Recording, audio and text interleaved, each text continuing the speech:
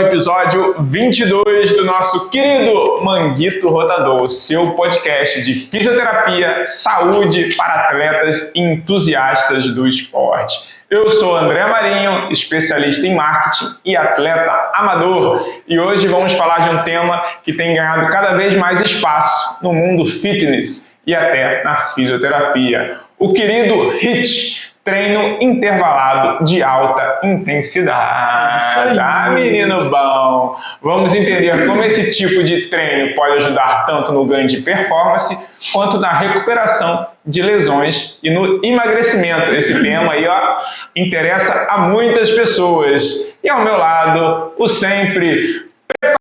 Você está preparado hoje, meu garoto? Ah, sim! Alan Faleiros. Tudo ótimo, pessoal? Como é que vocês estão? Eu sou Alan Faleiros, sou fisioterapeuta, intervencionista da dor, e o HIIT é um método de treinamento que pode trazer muitos benefícios, mas é importante você entender as características deles para saber adequar isso ao teu treino e dentro de um contexto de reabilitação e prevenção de lesão também. É isso aí, maravilha. E antes de começarmos, vamos lembrar a vocês de seguir o nosso podcast nas nossas redes sociais, lá no Instagram, @fisiovital.esportes e também Alan Faleiros. E se você está ouvindo isso no YouTube ou no Spotify, não se esqueça de se inscrever, ativar as notificações, compartilhar com seus amigos e familiares. Sua interação é sempre muito valiosa, deixe sempre bons comentários e boas reflexões para a gente. E não se esqueça, claro, que a Fisiovital, né, é o que ajuda a gente aqui, que patrocina nós. Então, os melhores produtos na sua recuperação, na sua prevenção de lesões, você encontra lá na loja.fisiovital.com.br. Temos kinésios, as hortas esportivas e muito mais. Diga, meu garoto. Temos o cupom, né? E tem os cupons também de desconto. Sim, que valem bastante a pena. Na sua primeira compra lá tem o cupom do Alan, tem o cupom também lá na Fisiovital. Então, utilizem e usem os melhores produtos para a fisioterapia. Perfeito? Isso aí. Não esqueça também de deixar aqui nos comentários as suas dúvidas, as suas experiências, se você já utiliza o HIIT dentro da sua rotina de treino. E não esqueça de comentar aqui embaixo. Sempre importante. Comenta aqui, eu tenho respondido lá alguns dos comentários que vocês deixam. O pessoal tem trazido bastante dúvida pra gente, bastante dúvida técnica, inclusive. Verdade. E a gente está sempre aqui para ajudar. Quando eu não sei, a maioria das vezes eu não sei, eu encaminho para quem sabe, foi preparado. É isso aí. E sem mais delongas, né? Vambora. Bora pro show. Manguito. Cima, meus garotos. Vamos que embora aqui. Faz um treino, respira e continua. Esse é o nosso HIIT de hoje. Vambora. Então, para começar, muitas pessoas já ouviram falar sobre o HIIT. Alguns usam com um I só, mas ele tem dois, hein? É igual o Faleiros, é com dois L's.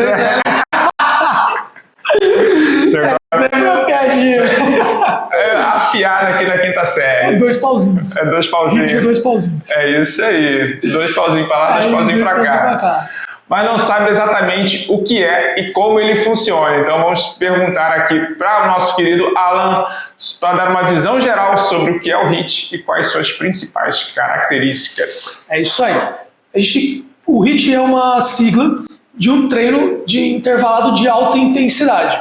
Então, como esse treino funciona? É determinado um tempo. A partir desse tempo, você vai fazer um descanso ativo, um exercício de alta intensidade por um tempo, um curto período, e um tempo maior de descanso ativo. Esse descanso ativo, a ideia é que você não pare, por isso ele chama descanso ativo. Então você vai manter a mesma atividade numa intensidade um pouco menor.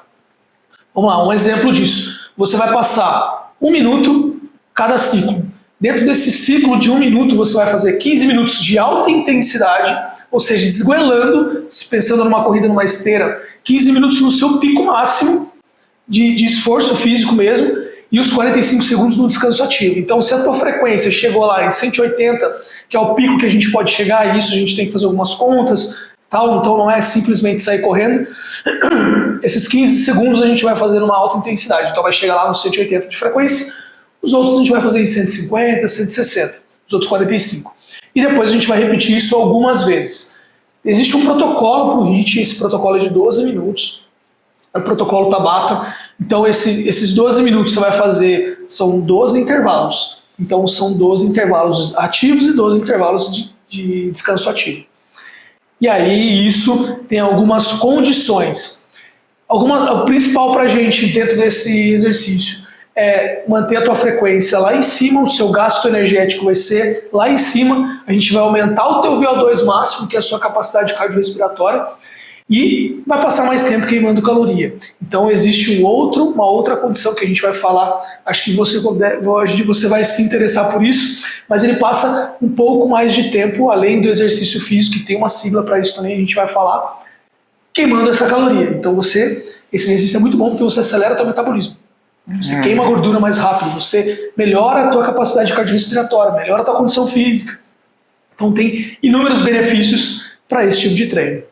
Ah, maravilha. E o pessoal do CrossFit utiliza bastante, né? Utiliza bastante. O CrossFit é um treino de alta intensidade intervalado, só que você faz ele dentro do teu ritmo, né? O ideal é que você faça isso com acompanhamento, com uma pessoa sozinha.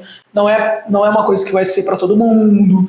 Tem algumas não é que são contraindicações absolutas, mas são restrições, né? Algumas contraindicações relativas que a gente fala. O paciente cardiopata tem que tomar um pouco mais de cuidado, entender um pouquinho melhor a doença de base dele, problemas articulares. Então a gente tem que entender um pouquinho antes de colocar o paciente para fazer esse tipo de exercício. Não, perfeito. Veremos mais à frente as contraindicações também. Tem que entender o contexto todo. Exato.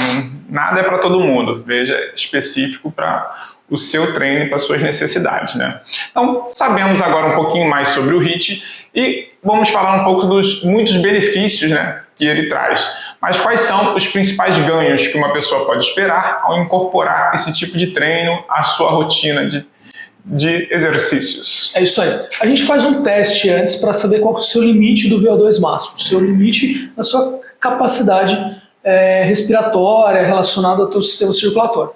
Então a gente faz isso para a gente chegar nesse limite dentro desse treino. Então o de exercício de alta intensidade, né, esse treino intervalado de alta intensidade, é para que você melhore o seu limiar, ou seja, o seu limite de esforço. Então se seu esforço máximo ali hoje para aquela corrida é um pace de, 4, batendo tua frequência em 180, com esses treinos, e não é ideal fazer todos os dias, a gente tem um protocolo de pelo menos 2 dias de descanso depois desse primeiro treino, e aí você passa isso a melhorar isso. Então seu pace vai manter os 4, mas a tua frequência agora vai diminuir. Ou seja, você melhorou o teu esforço, a tua percepção do esforço. Então é uma forma adaptativa para você melhorar o teu limite. E aí alguns estudos trazem para a gente o EPOC, ou EPOC, que é a capacidade de você aumentar tanto o teu metabolismo que ele passa um tempo a mais gastando calorias e queimando aquelas gorduras. Então você diminui seus índices glicêmicos.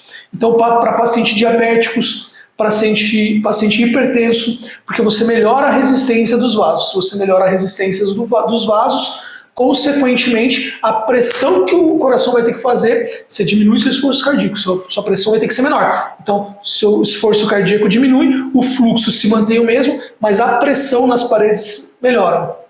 Além do que, se você passa muito mais tempo consumindo os seus índices glicêmicos, né, os seus marcadores glicêmicos, você melhora a tua resposta imunológica, além do que melhora a tua capacidade física, melhora a tua sensação corpórea mesmo, né, por conta de toda a liberação hormonal que se tem, pelo exercício de alta intensidade. E alguns estudos trazem para a gente que esse EPOC, ele passa 48 horas. Você passa 48 horas com o teu metabolismo um pouco mais acelerado, ou seja, consumindo aqueles picos glicêmicos lá que a gente libera pela alimentação ou por algum estudo pancreático, né?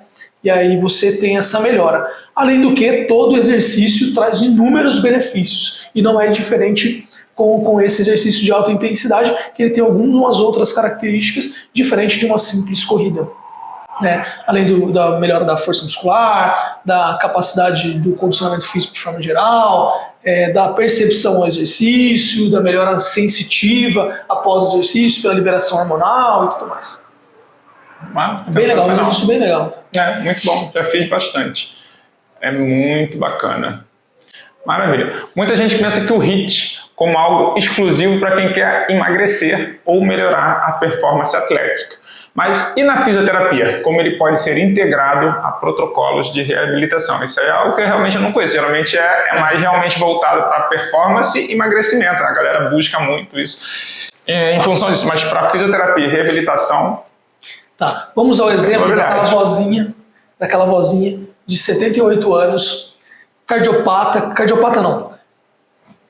A hipertensão é uma condição de idiopatia cardiopática, né? Então, pensando no paciente hipertenso, a vozinha lá de 78 anos é hipertensa, ela é diabética e ela é sedentária. Aí você me fala, como é que você vai fazer um exercício de alta intensidade para ela? Como é que você vai colocar ela para fazer um HIIT? É possível. É possível. Porque a percepção de esforço, para mim e para você, que a gente tem uma atividade constante, é uma. Para ela é outra. O pico ali da percepção do esforço para ela é subir uma escada. Então eu controlo o tempo dela do exercício, dos 15 no 45 segundos, e ponho ela para fazer aquilo lá. E com esse tempo eu vou marcando a frequência cardíaca dela. A gente coloca um marcador de frequência e vai acompanhando isso. Ou a avó na esteira, eu simplesmente aumento 2 pontos da velocidade, a vozinha vai lá, você vê na percepção de esforço dela que está alto e acompanha a frequência cardíaca. Se o pico dela, se a frequência cardíaca máxima dela pode chegar até 150, eu estou acompanhando ali. Estou acompanhando, opa, está perto de 150, vamos diminuir um pouquinho. Aí a gente faz um descanso ativo. Baixa lá para 100, a frequência dela.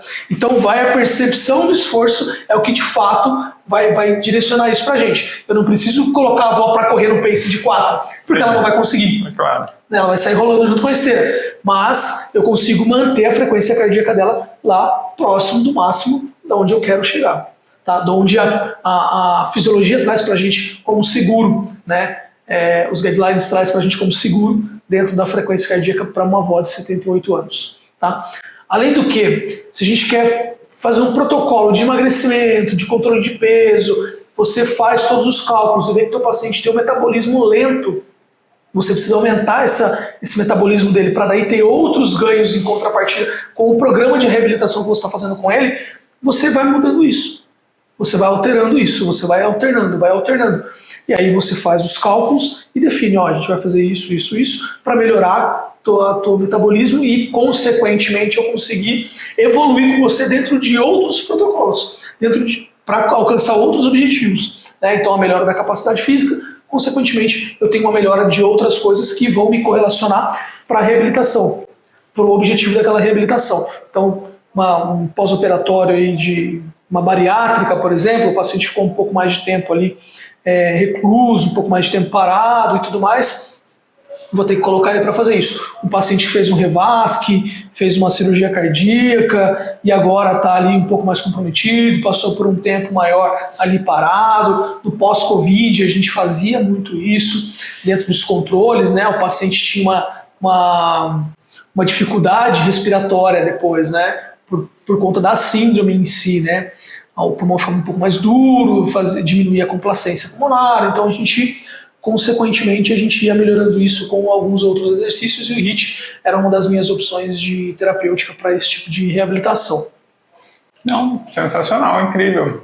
Não tinha pensado, mas é aquilo, o esforço vai do que a pessoa está acostumada ou que não está acostumada, então você vai ajustando. Não necessariamente o que você falou, a pessoa não é um atleta, mas subir uma escada já é uma dificuldade, aquilo já pode ser considerado um treino, sobe um lance de escada, respira, fica ali, dá uma caminhada, sobe outro lance de escada, dá uma caminhada, outro lance de escada. Não necessariamente precisa ser um negócio absurdo, não. Um movimento absurdo, fazer a avó correr uma subida. Mas para ela já vai ser uma coisa bem intensa, então já funciona. Ou como você falou, a reabilitação do pessoal do bariátrico e tudo mais, que normalmente são pessoas sedentárias, são pessoas que não praticam esporte, por isso estão com sobrepeso e entram nessa, agora tem que mudar de vida, tem que fazer todo um protocolo de início de trabalho físico para não voltar ao peso, porque muitas das pessoas que fazem bariátrica, alguns retornam ao peso, acabam engordando novamente. Hábito, né? A mudança de hábito, não é só simplesmente cortar o estômago ali e achar que vai resolver, que não vai resolver, senão você tem que mudar isso. Eu tive uma paciente pós-Covid, mas era uma atleta, né? Ela era atleta de triatlon da seleção colombiana. E a mulher era zica. Nossa, pedalava muito, corria muito, nadava muito. E no pós-Covid ela ficou um pouco debilitada. Então, a primeira semana de treino na periodização era uma coisa um pouco mais leve, até para eu entender como é que era a resposta do corpo dela, né, e tudo mais. E depois, como é que eu botava? E eu sempre participo das atividades dos meus pacientes. Então, se é um atleta de jiu-jitsu, um atleta de crossfit que lesionou e tudo mais, a gente até já contou aqui uma outra do... Você ficou um mês lá fazendo com o Felipe. Fiquei um mês lá para conseguir corrigir, identificar qual era o problema dele, e aí a gente corrigiu, mas nesse tempo eu treinei com ele. Então, se o meu paciente pedala, eu vou montar numa bike e vou pedalar junto com ele. Se é um atleta de corrida, eu vou correr junto com ele e tal. E para isso a gente tem que se manter ativo para que eu consiga acompanhá-lo. Só que como é que eu ia acompanhar uma mulher dessa? Não tem como, só de carro. Só de carro. Como é que eu ia acompanhar? A percepção de esforço dela era baixíssima. Baixíssimo. Catei um rolo de bike, sabe aqueles rolos? Adaptei na bike dela. Falei, vai pedalar dentro de casa. Dentro de casa. Chegou uma hora que tava de boa pra ela. Tá bem tranquilo. Tá de boa. Eu falei, não, então vamos pra rua. Catei a bike dela. Tinha uma subida no condomínio, mas uma subida, cara, violenta. Eu, pode subir e descer essa subida aí. Ficava subindo e descendo a subida. E você ia controlando ali. Controlando. Aí depois a gente tem uma máscara que ela faz ela altera a pressão inspiratória. Então já não estava mais difícil para ela, voltei com ela para o rolo e usei a máscara. Então aí aumentou a percepção do esforço dela. E aí ela foi melhorando consequentemente. Cara, 2 meses depois de reabilitação, a mulher estava correndo de novo. Estava competindo normal. Estava competindo normal. Foi competir na Itália junto com o marido e bala. Não tem jeito. Um ultramaratonista. Eu tenho um paciente de 48 anos, 49 anos, que ele é ultramaratonista. Como é que eu ia treinar esse cara? Não tem como treinar. O cara é piloto de moto também, sofreu um acidente de moto. Fraturou 3 arcos costais, as 2 clavículas e fez um pneumotórax. Furou o pulmão. Ficou com dreno lá, tirou o dreno. Como é que eu ia reabilitar esse cara? No começo, beleza. E depois o cara é ultramaratonista, cara. Chega uma hora que não dá, não tem como. Não tem pique pra você acompanhar ele. Aí eu ia correr com ele na subida. Fazer ele ficar correndo subida. Cara, o treino dele era 3 km de subida. A gente fazia. Só de carro. Não, cara, ainda até 3 km vai, né?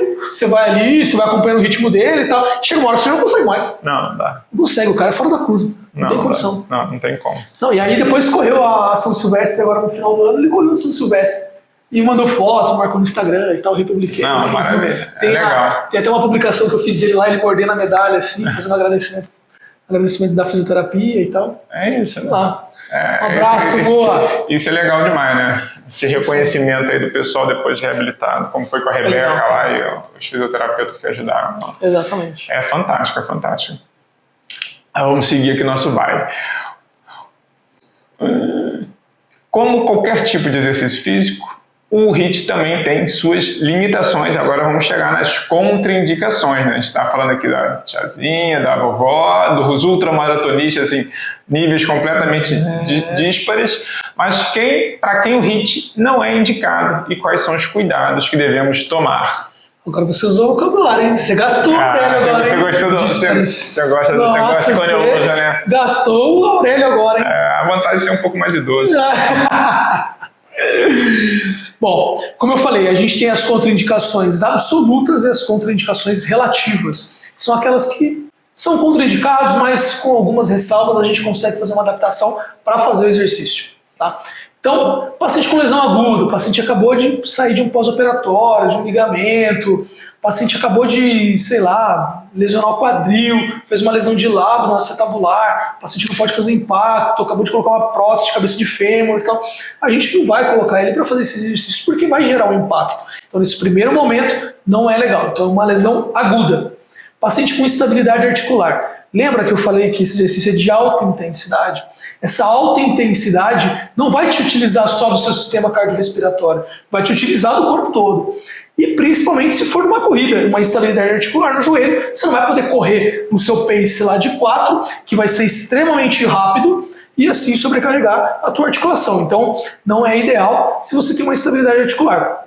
E as cardiopatias, né? Se é o paciente com uma insuficiência cardíaca, uma insuficiência de válvula, o paciente tem um refluxo de válvula e aí volta o sangue lá para o pulmão do paciente. Então, se a gente aumenta muito a frequência cardíaca, o teu débito cardíaco vai aumentar, consequentemente você vai jogar mais sangue lá para dentro do pulmão e isso não é ideal. Então, existem outros exercícios, outras coisas que a gente pode adaptar para conseguir, mas aí o HIIT, eu não indicaria o HIIT. E eu identifico uma doença cardíaca nesse ponto de uma insuficiência de válvula, uma insuficiência de contratividade e tudo mais, eu não indico, eu identifico com uma contraindicação absoluta, tá? Não acho indicado fazer. Paciente muito sedentário, eu não considero como uma contraindicação absoluta, e sim relativa, porque o paciente é sedentário, a gente precisa melhorar a capacidade dele. Para melhorar a capacidade, exercício físico. Então, só vou modular essa alta intensidade. Lembra que a percepção de esforço é diferente para mim, para você e para ele. Sim. Então, a gente vai dentro da percepção de esforço dele, porque quem está praticando a atividade é ele, não eu. Só estou prescrevendo a atividade. Então, sobrepeso muito elevado, o paciente vai ter muito impacto. Esses impactos vão gerar lesões articulares. E é tudo que a gente não precisa para esses pacientes. Então, e lembrando sempre que a graduação do exercício é extremamente importante, ou seja, eu vou graduando o exercício conforme vai a intensidade como o meu paciente me devolve a percepção com a intensidade que eu estou promovendo para ele. Então, o estímulo e o retorno do estímulo. Então, dentro disso, a gente vai permeando dentro para conseguir uma congruência da terapêutica, né? Porque senão a gente vai ter outros problemas correlacionados e a ideia não é essa. Não, perfeito. Exatamente isso. Tem que tomar cuidado para não lesionar. O objetivo não é esse. É prevenir, melhorar a condição do paciente, mas jamais levá-lo à lesão.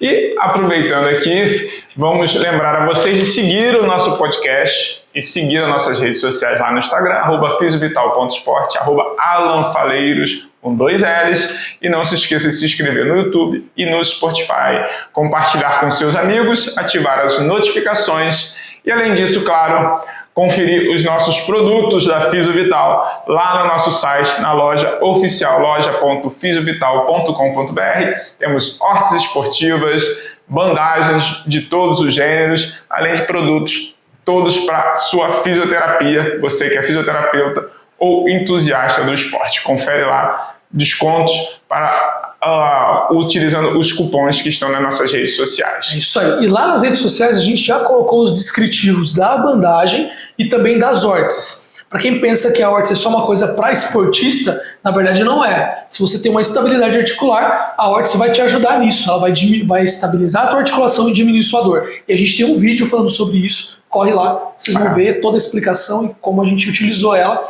para reabilitar o paciente. Exatamente. Entrem lá que tem sempre dicas bacanas. Todo dia a gente solta várias dicas lá nas nossas redes sociais. Falou? Então vamos seguir aqui. Para quem está começando e quer saber como montar um treino de HIIT interessante, quais são as recomendações e os cuidados que devem ser observados para esses preparadores físicos, para o pessoal de fisioterapia que está pensando em reabilitar um paciente, quais são os cuidados que eles devem ter? Tá. Primeira coisa que você vai ter que fazer é identificar o teu paciente. Vai fazer uma anamnese. Esse paciente pode fazer descarga de peso total, ele pode ter exercício de impacto, né? Se ele não puder, eu não vou levar ele para uma corrida. Eu vou levar ele para uma bike. Vou levar ele para uma natação, se ele consegue nadar.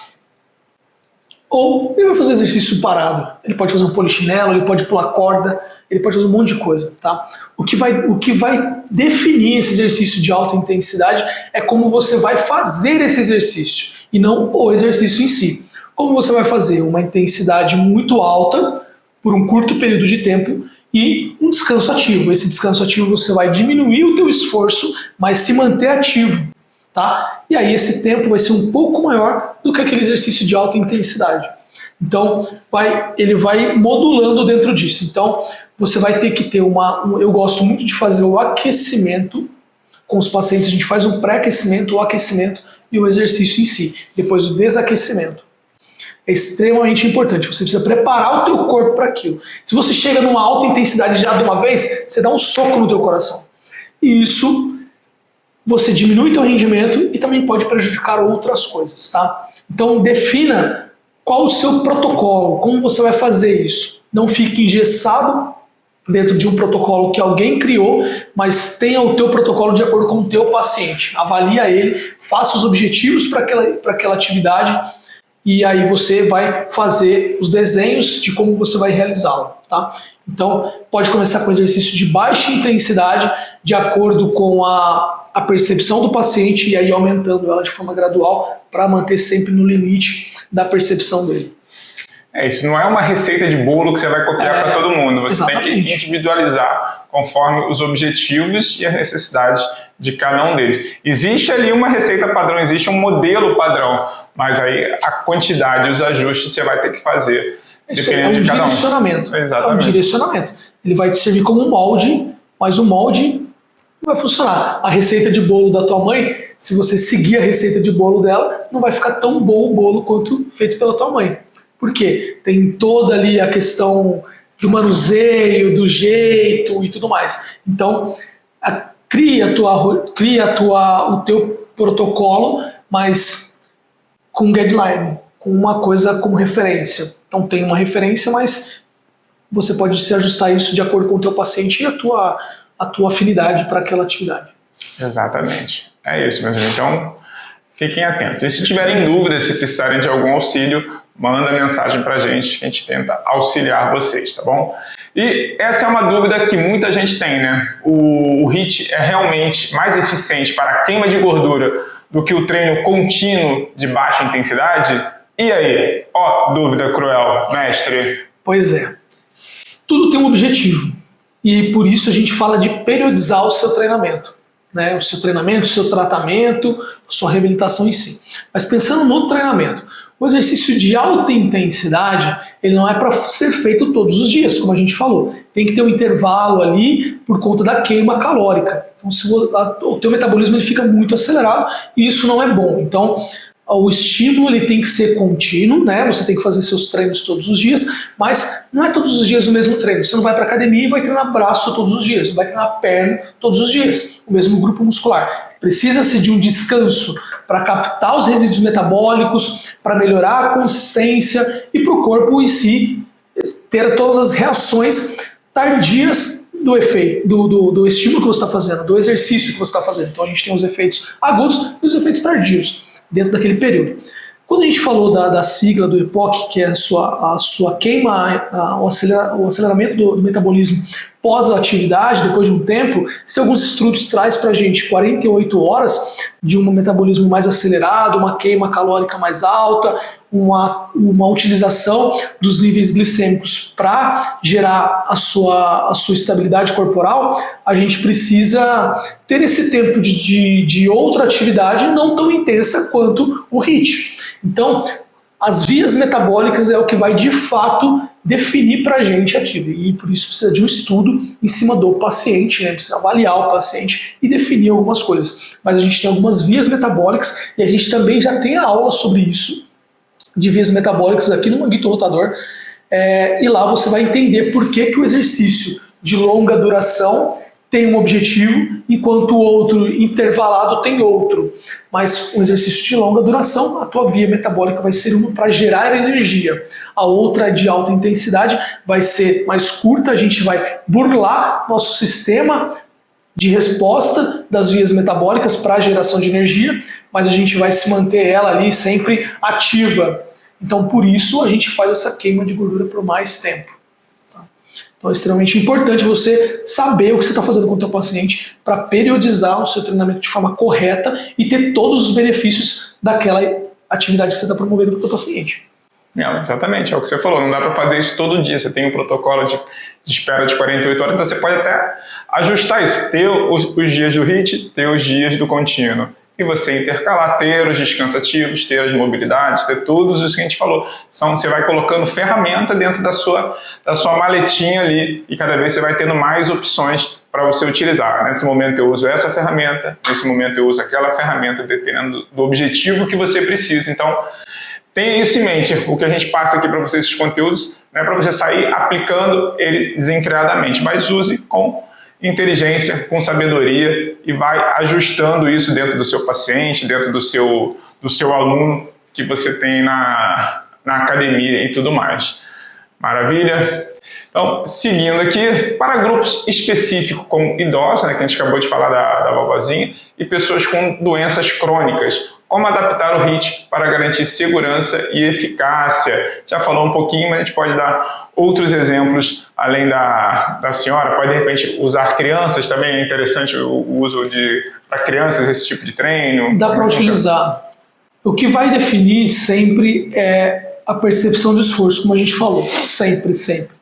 Então você vai modificar a intensidade, vai mudar o tempo, você não precisa fazer os 12 minutos do protocolo Tabata, faz um pouco menos, mas para ir adaptando o paciente para aquilo. Você não pode ter impacto, você não pode ter uma intensidade muito alta por conta das contraindicações relativas, você vai colocar outro exercício para ele fazer, mas que você eleve a frequência cardíaca dele por um tempo e diminua num descanso ativo. Então essa diminuição ela tem que ser ali fora, um pouco mais alta, a frequência cardíaca dele tem que ser um pouco mais alta do que a frequência cardíaca dele em repouso. Então a gente vai modulando isso para que o paciente melhore a sua capacidade, seu limiar e chegue no ponto daquilo que você definiu como objetivo. Exatamente, é isso aí. E para fechar aqui o nosso manguito de hoje, nosso 22, como é que assim, dá um resumão aí, algumas dicas práticas para o pessoal? Isso aí. O HIIT é um exercício de alta intensidade intervalada. O principal objetivo dele é melhora da sua capacidade cardiorrespiratória, né, melhorar o seu VO2 máximo, melhorar a tua condição muscular, condição física, melhora da percepção ao esforço, e ele pode ser feito de várias formas, mas o mais importante de tudo é que a tua frequência cardíaca ela se eleve muito próximo da tua frequência cardíaca máxima e diminua numa zona 2 ou 3 de frequência cardíaca. E isso é definido por um profissional que vai avaliar toda a condição corporal. A partir disso, a gente vai definir como a gente vai fazer isso. Se vai ser numa esteira, numa bicicleta, num elíptico, se vai ser numa natação, se vai ser subindo a escada, num idoso ou numa criança, mas tenha um objetivo para aquele exercício. Lembrando que ele passa mais tempo queimando gordura, queimando energia, fazendo energia a partir de alguns substratos que o corpo produz, que o corpo tem de armazenamento e também vai produzir. Então, você passa, alguns estudos dizem, 48 horas. Então, 48 horas consumindo energia e diminuindo seus índices glicêmicos. Quem se beneficia disso? Hipertenso e diabético. As principais patologias de base que vão se beneficiar disso. Os pacientes portadores disso que vão se beneficiar disso. Então o paciente hipertenso e o paciente diabético. Você melhora a tua resistência vascular, melhora os teus índices glicêmicos. Então aquela glicemia que está sempre muito alta vai diminuindo. E uma coisa que a gente não falou e é extremamente importante. Após essa atividade, é importante que esse paciente não beba água nos primeiros 5 ou 6 minutos. Por quê? Você concentra o teu fluxo sanguíneo todo no coração ali, né, para o bombeamento, mas sempre para a parte muscular, então para a periferia. Então você tem uma diminuição da sua atividade gástrica. Se você tem uma diminuição da sua atividade gástrica, você vai tomar uma água, você vai colocar ela para fora de volta. Porque o teu corpo está concentrado em se manter ativo. A gente tem dois sistemas no nosso corpo. O simpático e o parasimpático. São dois estímulos neurais. Essas vias neurais, elas vão mostrar para você que teu corpo está relaxado, teu corpo está muito ativo. O simpático ele vai fazer aquele estímulo rápido. É o que a gente fala de luta e fuga. Se você está numa selva, você viu um leão, teu sistema simpático é o que vai agir. Ele vai sobrepor ao parasimpático, que vai diminuir a tua frequência, vai diminuir o teu estado de alerta, a tua pupila e tuas coisas olfativas e auditivas, para que você comece a vir para o relaxamento. Então ele nunca ativa um para o outro desligar, mas ele vai se sobrepor. Então um vai estar mais estimulado que o outro. E aí, dentro disso, a gente vai ter uma atividade de acordo com aquilo que a gente está proposto a fazer. Então, não ingere água enquanto você ainda tiver com a tua frequência cardíaca muito alta, que você vai vomitar. Interessante, hein? Essa parte aí. Dica final. Dica final. Cuidado, beba água depois de 5 minutos depois de ter feito o seu HIIT ali. Você está esbaforido. E importante o desaquecimento. Desacelera. Desaquecimento. Para depois. Você vai desacelerando, terminou de desacelerar, aí você pode beber sua água. Você pode tomar sua aguinha lá. Ah, maravilha. Deixa a garrafa lá longe, assim, para você ir caminhando até ela nos 5 minutos. Maravilha, bom demais esse resumo final e as dicas agora que chegamos. E agora, ao fim do episódio do Manguito Rotador, queremos agradecer a todos que chegaram até aqui, que nos acompanharam. Mais uma vez, obrigado por compartilhar o seu vasto e preparado conhecimento conosco. É isso aí. A gente quer sempre lembrar vocês também de seguir a gente lá no nosso podcast lá no Instagram, né? @fisiovital.sports. No meu Instagram também, Alan Faleiros com 2 L's. No YouTube e no Spotify. Não esqueçam de se inscrever, ativar as notificações, compartilhar com seus amigos e familiares ou pessoas que vão se beneficiar desse conteúdo que a gente traz aqui. A interação de vocês com a gente é sempre muito importante para fortalecer nosso trabalho e identificar e ficar feliz que a gente está conseguindo ajudar alguém. Tá? Então a gente quer ouvir as suas perguntas, as suas sugestões, comenta aqui embaixo, deixa as suas sugestões ou as suas dúvidas relacionadas a isso e a tua experiência com o HIIT. Fundamental.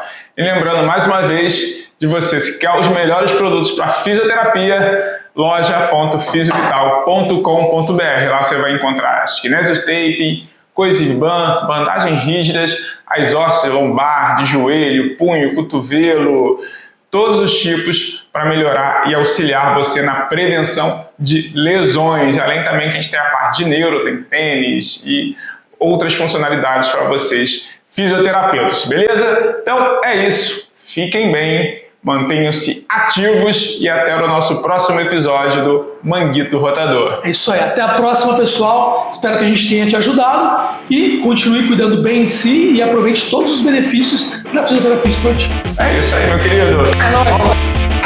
Então mais um. Isso aí. Bom demais. Bom demais. Muito legal. HIIT. Cara, um exercício muito bom, cara. É muito bom. Você tem que adaptar dentro do seu treino, obviamente, né? Não é uma coisa que você vai fazer sempre, todos os dias e tudo mais, mas é extremamente bom. Uma coisa que é legal pensando no tênis, que você pode fazer, você coloca um protocolo lá de 12 minutos. Por 12 minutos você vai correr em volta da quadra. A quadra é retangular, né? Ela não é quadrada. Então, nesses dois lados maiores do retângulo, você vai fazer uma caminhada, uma corrida mais leve, porque você já tem uma capacidade cardiovascular boa. Então, nessas duas laterais você vai fazer uma corrida um pouco menos intensa. E nas contralaterais você vai fazer o máximo que você puder. Então veio correndo aqui numa percepção legal, chegou aqui se marreta, chegou aqui se diminui, chegou lá se marreta e por aí vai. Assim.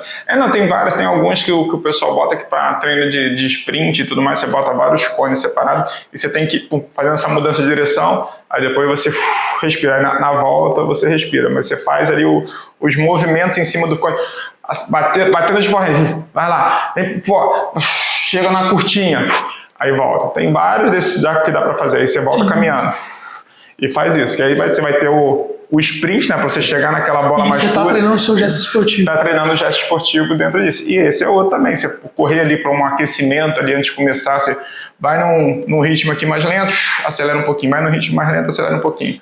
E trabalhando isso. Não, eu tenho feito algumas coisas assim para melhorar o gesto e tal. Aliás, 5h30, 6 horas da manhã. Capaz. É bom, rapaz. É bom. Acordar cedo é bom, o tempo tá fresco, tá agradável, vale a pena.